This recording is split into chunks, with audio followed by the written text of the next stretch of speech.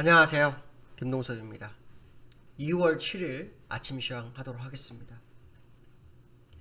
지난주 금요일날 뉴욕 시장은 상승과 하락을 반복하는 그런 모습이 있었죠. 결국 다우는 약보합, 그다음에 나스닥 1.5% 정도 올라서 끝나는데요. 미국은 실적 시즌입니다. 지금 물론 인플레이션 때문에 금리 인상에 대한 시그널이 시장에 들어와 있지만 지난 1월에 FOMC 회의에서 금리 인상을 하지 않으면서 3월달까지 약 45일 정도 시간을 벌었고 그 사이에 이제 근거리 이슈라고 해야 되나요? 실적 시즌이 발표되면서 그 실적 시즌이 시장을 이끌어주는 그런 상황이 됐습니다. 원래는 국내 시장이 지난주 금요일날 열렸을 때 아마존 실적이 시간에서 발표되면서 시간의 밀린 선물이 1.8% 정도 상승을 했었죠. 본자에 가서 마이너스까지 갔다가 1.5% 정도 올라서 끝나는 상황이 됐습니다. 결국은 시장 반영이 좀 덜 된 상황이 됐고 실적이 시장을 이끌어주는 상황이 됐습니다. 실제로 미국 시장은 1월 17일부터 그 실적이 발표가 됐어요. 그래서 3주가 지났고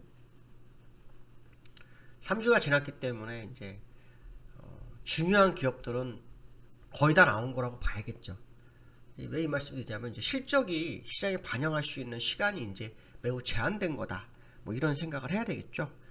그렇기 때문에 실적으로 인한 시장보다는 이제 다시 3월 FOMC에 관심을 가질 수밖에 없습니다. 3월 FOMC는 3월 15일, 16일 날 하고 있습니다. 합니다. 그래서 이제 한 달 정도 남아 있죠.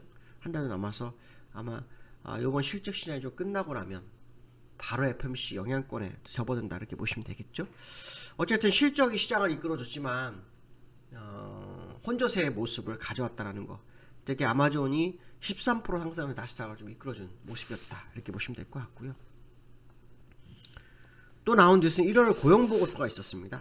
1월 비농업 부분 고용자 수가 약 46만 7천 명이 나왔는데요. 시장 예상치가 15만 명 증가했다고 합니다. 그러니까 거의 30만 명 이상 나왔잖아요.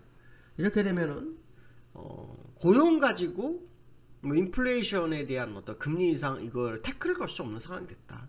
오히려 고용이 더 좋아짐으로 인해서 인플레이션이 인플레이션뿐만 아니라 금리 인상이 더 빨라지고 바로 다가왔다 이렇게 느껴질 수 있는 그런 상황이라고 보시면 될 것 같고요. 세 번째는 국채금리가 1.9%까지 왔어요. 10년물 기준으로. 이게 2019년도 12월 이후 최고치인데요. 1.9 정도 되면 주가가 폭락했어야죠. 안 했어요.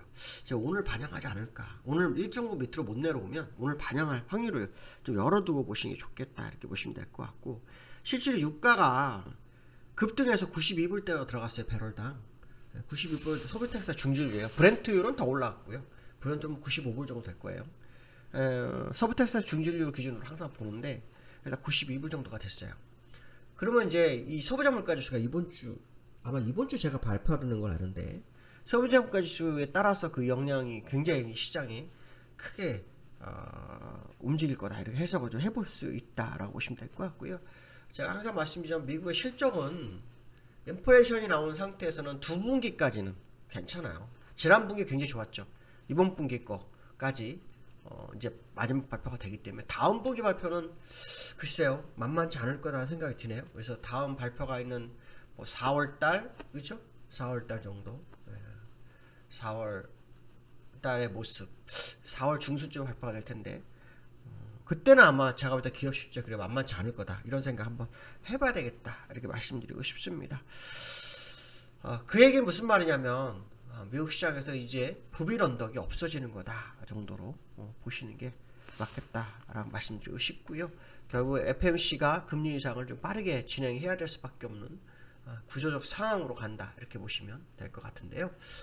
지난주에 다우하고 나스닥을 보면 0.06, 1.5% 정도 되죠. 그렇죠? 이걸 이제 기술적 분석을 한번 보면 다우 같은 경우에는 아래 거나 길어졌어요. 그죠? 그러니까 장중에 마이너스 0.89까지 밀렸었어요. 이게 이제 국채금리 영향권이었는데 이 상태로는 차트가 갈 수 없다고 제가 여러 번 말씀드렸잖아요.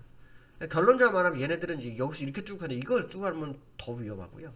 또 이렇게 뚫고 가더라도 이렇게 내려왔다 가더라도 가는 게 제한돼요. 그러니까 결론적으로 말하면 횡보는 있을 수 있지만 위로 가는 게 정말 만만치 않을 수 있다. 뭐 이런 생각을 해봐야 되겠다 이렇게 좀 말씀을 드리고 싶고요. 그 다음에 나스닥을 좀 보시면 나스닥도 비슷한 차트죠. 비슷한 차트예요. 근데 나스닥은 오히려 다우보다는 차트의 흐름이 나요. 훨씬 나은데 나스닥은 아시겠지만 금리 인상에 상당한 영향권에 있어서 일단 아마 그 문제가 좀 되죠. 실제로 이번에 그 아까 제가 실적 얘기를 했었는데 1월 17일이 요때예요. 요때 정도 됩니다. 그러니까 벌써 이만큼 반영이 된 거예요. 그러니까 반영 여기는 이제 FMC 때 반영 안 하다가 이제 FMC가 조금 뭐 3월로 연장됐다 그러니까 이제 여기서부터 좀 반응을 한 거거든요. 그래서 요번 그러니까 악재의 호재가 반영이 안 될 수 있는 것도 있다라는 것을 이번에 확인되는 상황이다 이렇게 보시면 될 것 같고 저는 개인적으로 시장이 뭐 반등이 매우 제한될 거다라고 판단하고 있기 때문에 좀 더 지켜보는 전략도 나쁘지 않겠다 이런 말씀드리고 싶고요. 기관이 시장을 좀 돌아왔다 해가지고 뉴스를 좀 봤어요. 그런 뉴스가 있더라고요. 봤더니 LG엔솔에 3조 5천억을 담았다고 하네요. 여기 연기금이 2조를 담았죠. 그럴 수밖에 없는 게 이제 신규 상장 종목인데 이게 시가총액의 2위잖아요. 그럼 당연히 기관들은 포트를 짜야 되는 거예요. 다른 종목 팔더라도 포트를 구성을 해야 돼요. 뭐 신규 돈이 들어가진 않을 거란 말이에요. 그러니까 결국은 다른 종목의 비중이 작아지고 LG전설을 늘릴 수밖에 없는 과정으로 좀 보셔야지 이들이 시장을 막 끌고 가기 위해서 들어온 돈이라고 보기엔 좀 부담스럽다라고 봅니다. 그래서 결국은 포트를 구성해서 뭐 시장 대응 능력을 키워야 되는 상황이기 때문에 그건 기관 입장으로서는 LG전설을 많이 집을 수밖에 없는 거다 생각을 하셔야지 LG전설 3조 5천억 들어왔으니까 LG전설 날아갈 거야 그거는 좀 아니라고 봅니다. 왜냐하면 LG전설 120조잖아요. 그러면 3조 해봐야 2%, 2.5%밖에 안 돼요. 기관들이 최소 6% 이상, 6%? 연기 같은 경우는 5%? 5% 이렇게 담아둬야 되는 거거든요. 그래서 굳이 땡기면서 가지는 않을 거다라는 생각을 해보셔야 될 것 같아요. 요 며칠은 올랐죠. 오를 수밖에 없었던 게 그 LG엔솔 시초가를 때리고 무너졌잖아요. 그래서 이제 일정 부분까지 올리는 작업을 한 거, 거기에 있는 물량을 받아가는 그런 전략을 구사한 거다. 아마 제 예상이 맞다면 당분간은 LG엔솔 물량을 조금 더 받아가는 전략이 있지 않겠나라는 생각을 좀 하고 있어요. 그러니까 그 부분도 우리가 좀 바라봐야 된다 이렇게 보시면 됩니다. 그래서 기관의 시장 진입을 어떤 뭐 시장 전체를 사기 위한 뭐 이런 구도로 보는 것은 아니다 이렇게 말씀드리고 싶고요. 자, 세 번째로는 증권사의 증시 전망이 나와요. 근데 2월 증시 전망이 2,500 붕괴 가능성이 제기되고 있어요. 그러니까 지난번에 2,591인가까지 갔었죠. 근데 2,500 붕괴 가능성이 지금 나오고 있어요. 그러니까 증권사에는 지금 올해 사실은 상방으로 상당히 높게 굉장히 보고 있었는데 아주 바뀌는데 제가 볼 때는 우리나라는 이제 이 금리 인상이 벌써 3번 됐고 미국이 이제 금리 인상이 다가오는 상황인 상태에서 사실 우리나라 금리 인상을 3번 했는데 그런 물가를 못 잡아요. 굉장히 중요한 겁니다. 금리 인상을 했는데 물가를 못 잡아. 금리 인상이 뭐 한 번 한 것도 아니고 지금 몇 번 했어요? 3번 했죠. 기간도 벌써 6개월이 넘었어요. 근데 못 잡아요. 여러분 이걸 가지고 생각해 볼 게 굉장히 많아요. 그 얘기는 뭡니까?